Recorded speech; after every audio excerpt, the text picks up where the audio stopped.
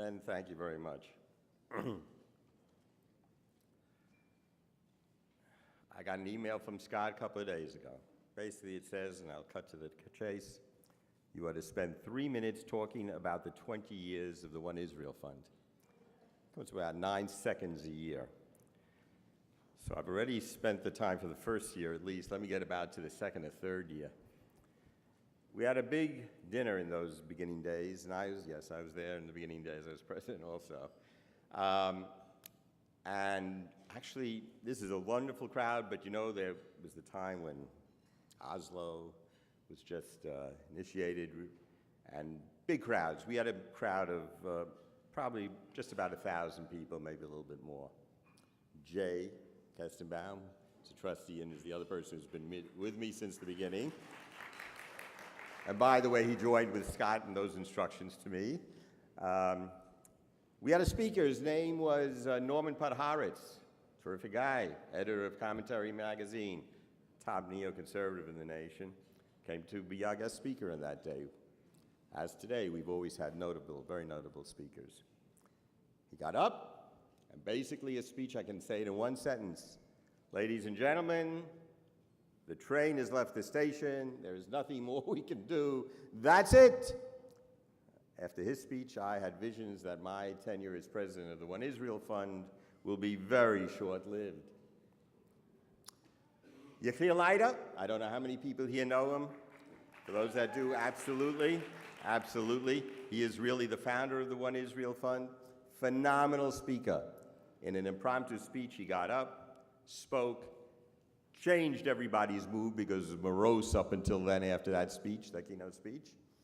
And, ladies and gentlemen, in 1993, there were about 110,000 people living in Yehuda and Shomron. I'm just talking about Yehuda and Shomron.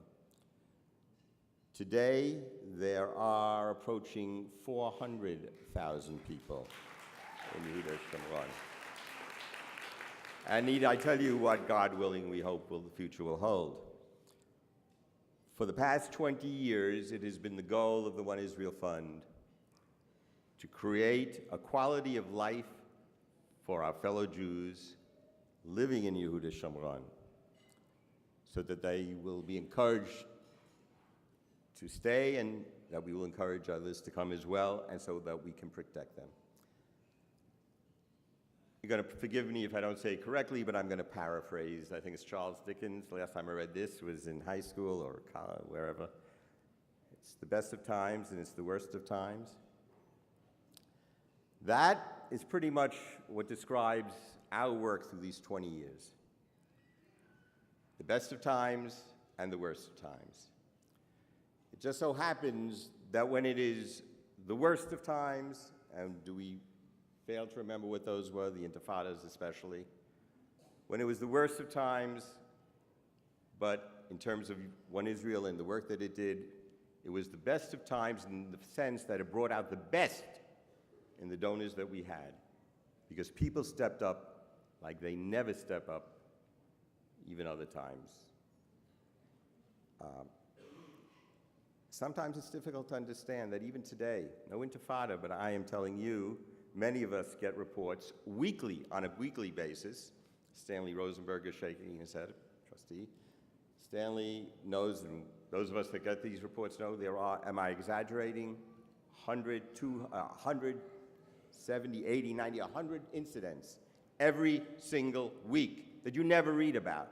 I'm talking about stonings, I'm talking about Molotov cocktails, and I'm talking about shootings. So that it comes a time that we depend on people like you, people who are dedicated and devoted at all times, the best of times and so-called, and the worst of times. I was going to read a list of things we do. You saw one of the things on the monitor. There are many, many things that we take care of. It's too long a list. I have 3 minutes. I think I'm closing in on 3 minutes. I will tell you one or two things. Certainly the most significant, during these 20 years as I think back, the most significant undertaking was when we raised funds, matching with the funds supplied by the Israel Defense Forces, the IDF, for armored plated vehicles, primarily those armored plated vehicles, and we raised funds for 65 of those vehicles throughout Yuda Shomron. At that time, Gaza as well.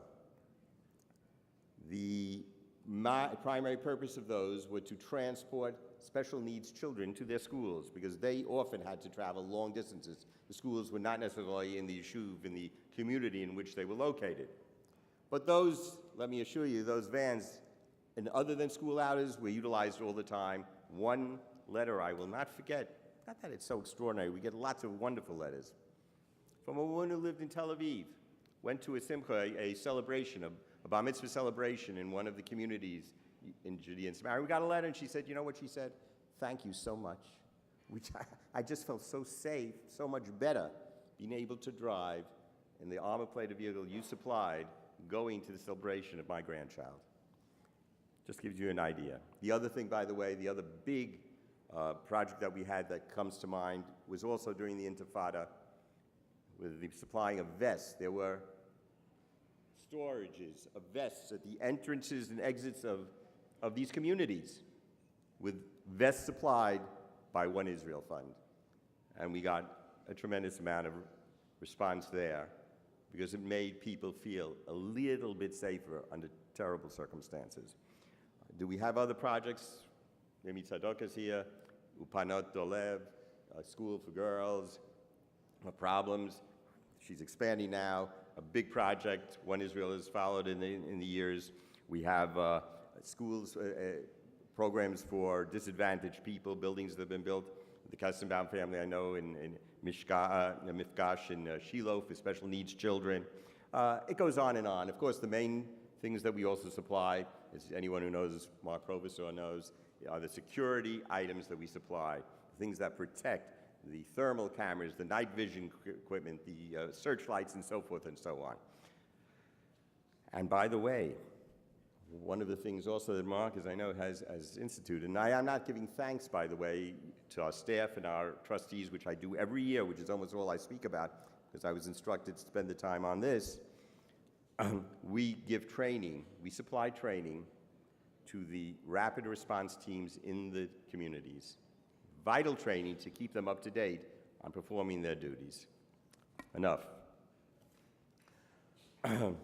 Let me close by saying that for all of us that have been involved, for all of you that have been involved in the One Israel Fund all these years, I can think of no greater gratification that we have each experienced than the fact that we are participating every day in the saving of Jewish lives, in creating a situation, as one of our major programs is called, having no more Jewish victims, and somehow in our very small way, helping our brethren to fully reclaim the heartland, the heritage, God's gift to the Jewish people, the lands of Judea and Samaria. Thank you.